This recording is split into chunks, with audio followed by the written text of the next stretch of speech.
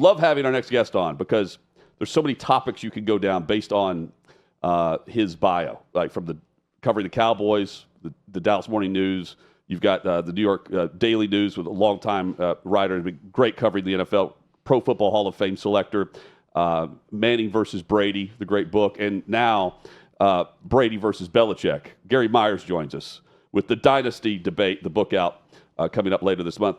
Gary, thanks for the time. Hope things are well. Everything's going great, guys. Thanks for having me on. Not a shortage of topics with Bill Belichick right now.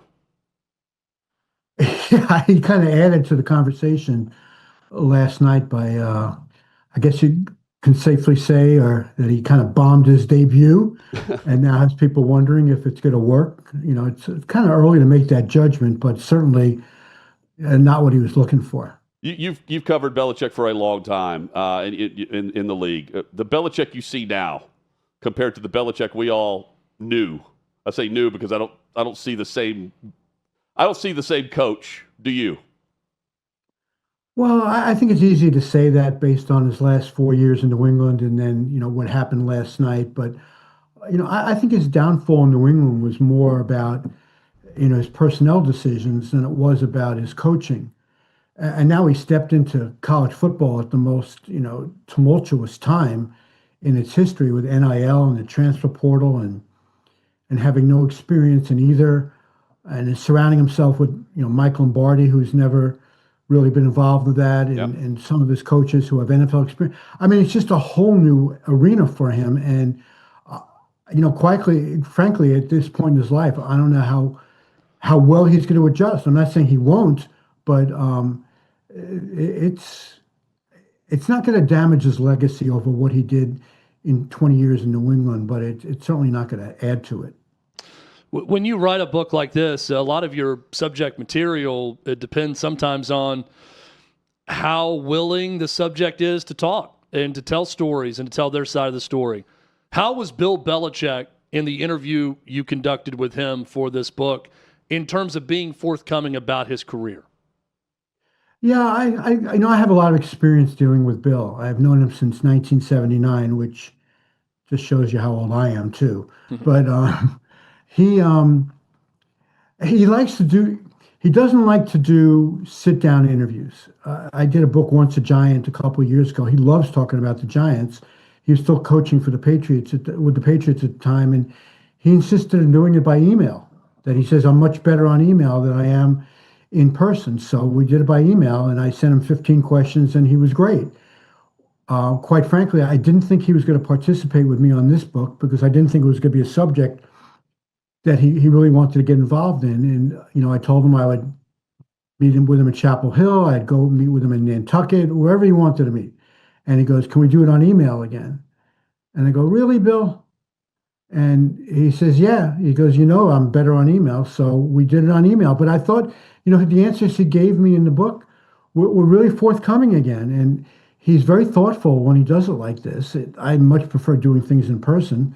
But, if that was going to be the way I can get him, I wasn't going to pass up that opportunity. And I thought he was pretty insightful and, like I said, forthcoming, especially towards the end when he thought, Brady made a great decision going to Tampa because he wasn't able to surround him in New England anymore with personnel that he can win with, overlooking a little bit the fact that he kind of pushed him out of New England and the fact he couldn't surround him with personnel that he can win with was more Belichick's fault than Brady's, obviously. Gary, what's their relationship really like right now? Because the last time we saw them together was the Brady roast. Well, I saw them together after that, and that was when they retired Brady's number. Okay. In June of 24, at Gillette Stadium, and you'd think they were best friends that night. Now, obviously, they were in front of 60,000 people. They weren't going to show any animosity. But I think that in this case, that time has helped heal things for them. There's no question. There's a lot of friction. It was bad at the end. I think Tom had just grown tired of the way that Bill had treated him. But the 4 years apart, I think, has helped give them perspective on what they accomplished together. And I think they're fine now. Tom reached out to Belichick after he got named part owner in in Las Vegas when they were hiring a coach. Now it remains to be clarified, whether or not that phone call was, "Hey, Bill, I know you just signed up in North Carolina, but we'll buy your way out. Do you want to come coach the Raiders?" Or whether he was just saying, "What's the best way to put together an organization?" Neither one of them has really addressed that, so I'm not sure what that conversation was like. But just the fact that Tom reached out to Bill during that period of time, I think, is an indication that they're okay. They're okay now.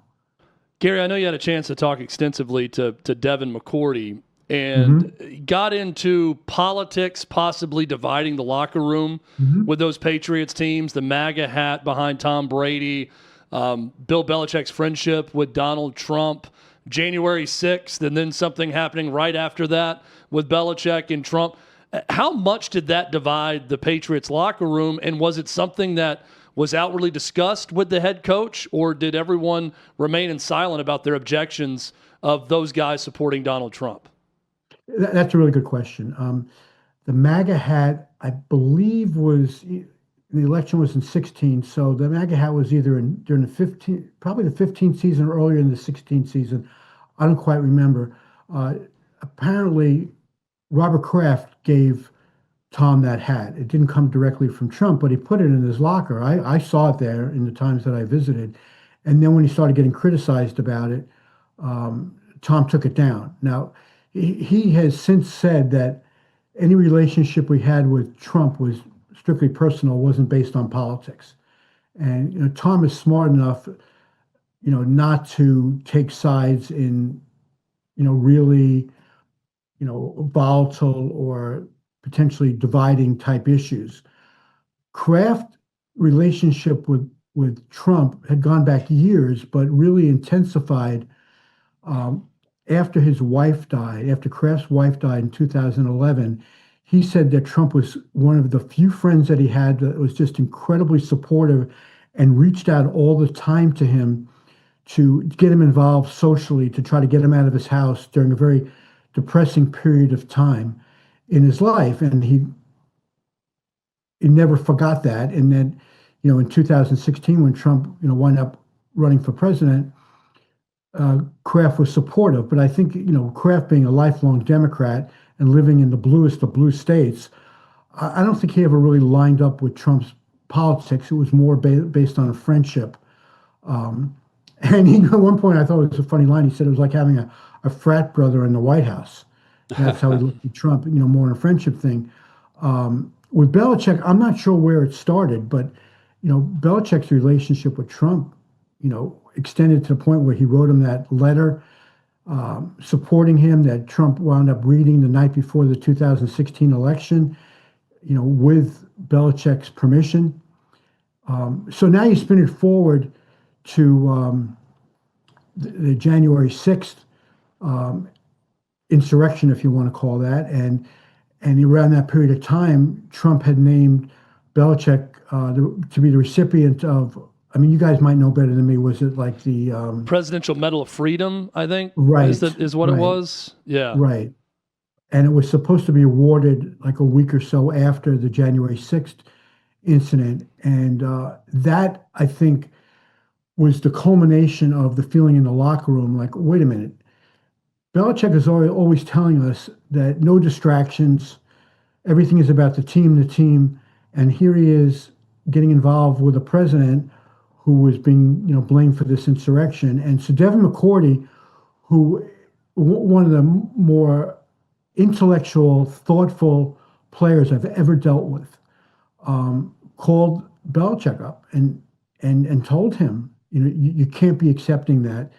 Now, the season was already over for the Patriots. They had just been eliminated in the playoffs. But he said, this is going to have a bad carryover effect, and you need to think twice about that. And Belichick said, well, as a matter of fact, I've already decided I'm not going to accept that award because I know how you guys feel about that. So I think politics was not overriding, but, certainly hung over the Patriots from Trump's first election, through January 6th. And the fact that they navigated their way through that period of time and still won a Super Bowl or a couple of Super Bowls after that, between the first election and then January 6th, I think says a lot for the way Belichick was able to keep the locker room together and separate politics from football, even though there were a lot of players there who were questioning what his motives were. A better professional relationship with Brady than Belichick for you, or is it about the same? Well, interestingly, for me, I always had a great relationship with Brady. Because you had the book Brady versus Manning as well, so right. We discussed that book with you as well. I'm right. curious, like the dynamic there. Yeah, I mean he was great with me on the Brady Manning book. Yeah. I spent a lot of time with him. Belichick would not sit down with me. Yeah. For that book. In fact, I was in Foxborough one day to meet with him. I think it was during a mini camp, and Teddy Bruschi, one of his former players, was there with ESPN, and the time slot that they had reserved for me with Belichick, they gave to Bruschi, and the way he's explained to me was, nothing personal. It's just whatever Teddy Bruschi asks Bill to do, he'll do. And I said, all right, I'm going to be here all day. I'll pick another time. No, he's just not going to do it. And I was not happy about that. Let's put it like that. Then he helped me with my Giants book. And for the Brady Belichick book, I could not get Tom to cooperate, which really surprised me. I tried, even went to his father, who I have a great relationship. And Tom's father is very outspoken in my book. And he texted Tom, and he actually sent me a copy of the text that he sent to Tom. And Tom either didn't respond to his dad about that or just didn't want to do it. I have emails for Tom. I went through Fox. I just don't think he wanted any part of it. And I tried not to, again, it's hard not to take things personally in this business when people that you kind of count on don't cooperate with you.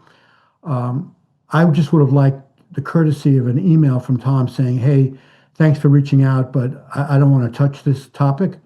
But he didn't even do that. But I know that he got my message that I wanted to talk to him. So, but I'd say overall, my relationship with Brady over the years has been far superior to Belichick. If you want to go by recency, what's happened recent, then I'd say my relationship with Belichick is better because he's helped me out on my last two books. So what's the relationship like with Jerry Jones? Because I got to ask you, with your time in the league and being there and covering that team back in the day, yeah. What we're seeing now with the trade of Micah Parsons and how he's handled the negotiations publicly with the agent, is this Jerry being Jerry, or is this a head scratcher for you, just like it was for us? Yeah, I'm really kind of confused about what Jerry's thought process was on this. Now, I will say this: I've known Jerry among NFL media longer than anybody, because I was still in Dallas when he bought the team, and I was there for another 3 months before I moved back to New York. And so I covered that incredibly fascinating period of time and got to know Jerry fairly well in those 3 months and have remained in touch with him over the years. I did a Cowboys book in 2018 that I will tell you this, I talked to him on a Saturday. He gave me his home number. Now, if you ever dealt with Jerry, you can ask him one question and then kind of just put your feet up on the desk and let him go. I talked to him for 2 hours that day, literally did have my feet up on my desk, had the tape recorder going, and I think I got in 5 questions in 2 hours. You got lucky with the 5th. Yeah. Yeah, really. I mean, he would have kept going, but I felt bad on Saturday, taking up his time. I don't know what he did here. I don't really understand. There's got to be more to this story than has come out so far, because although, his personnel acumen has been questioned, and for good reason, his business sense has always been, the strongest part of his game, so to speak. And why he wanted to circumvent the agent on this, I don't know. Why he even talked contract with Parsons without the agent there, I don't know. I'm not aware that he did end arounds on agents when he did the Dak Prescott contract or CD Lamb or Zach Martin or any of the big contracts he's done the last few years. It just doesn't make sense to me. A 26-year-old guy who is your best player, to trade him for what figures to be 2 first-round picks that are late in the round, and then, defensive tackle who is a good player. He's been a Pro Bowl player, but certainly not considered an elite player. He's a good locker room guy. I don't get it. I don't understand. That's why I'm saying there's got to be more to this than we're aware of. Maybe they felt Parsons wasn't a good locker room guy, that he was selfish. I mean, again, maybe the tipping point was the last preseason game when walking into the stadium down the hallway, eating nachos, and then lying on the trainer's table during the course of the game. Teams, especially a team that's been valued at $13 billion, and cash flow is not necessarily a problem for Jerry. I don't really know what the breaking point was on this one. It's been the preseason's great debate. Yep. It's been Jerry Jones versus Micah Parsons, and I know both of those guys would participate in a book with you, Gary, for sure. That's right. They would sit down with you all day And we long. look forward to reading this book for Brady sure. versus Belichick, the Dynasty Debate from Gary Myers, the best-selling author, available on September 16th. Thank you for the time, and we will catch up soon with you, no doubt.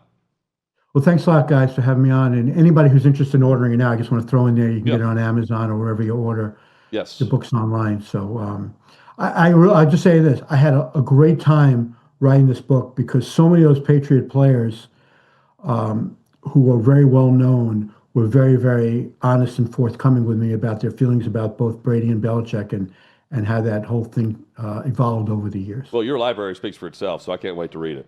Thanks, Gary. Thanks a lot. Yeah, Take thank care, you. guys. Yeah. Thank you. There he is. Gary Myers has been our guest. A lot of Patriots players, just not Tom Brady. Not As we Tom, just heard. not old Tommy. Tom did Tommy not B. participate. It's not personal with Gary. I think it's personal with Belichick. Yeah, personally. I just think he probably, I can't speak for him, but Yeah. he's tired of either talking about it or feels like whatever he says is going to come across as him bragging about how it's gone since. I don't know, but would definitely love to have heard his perspective. There's certainly an opinion On the there. Jerry Jones, Micah Parsons, I read a lot of people who've covered the Cowboys for years over the weekend. Yeah. And they're saying, look, like it or love it or hate it, the response from Jerry Jones was they met about leadership and about locking him up long term. They had a private conversation about it. He was all in. He felt like he was his leader. They agreed to the parameters of a contract. He shook hands on it. And when you shake hands with Jerry Jones, that's the deal. And then he went back and told his agent what he had done with Jerry Jones. They said, hell no, I'm getting involved in this and doing that. And the moment that Micah Parsons reneged on that handshake and said, my agent now has to get involved, we don't have a deal, Jerry Jones was out. Well, On Micah Parsons as the leader of his team. I agree with what you're saying. I think there's probably some validity that was the case with Jerry Jones, whether That's people also- agree or disagree. Also, great business by the Cowboys to get that deal with a handshake in front of him because it would have locked him up for 6 years. yeah. And means he's 30 whenever his next opportunity to hit the open market would be. In this case, he's 28 the next time he's a free agent, 29. I mean, that's a big difference. Got another big contract coming. Yeah, another payday, another signing bonus.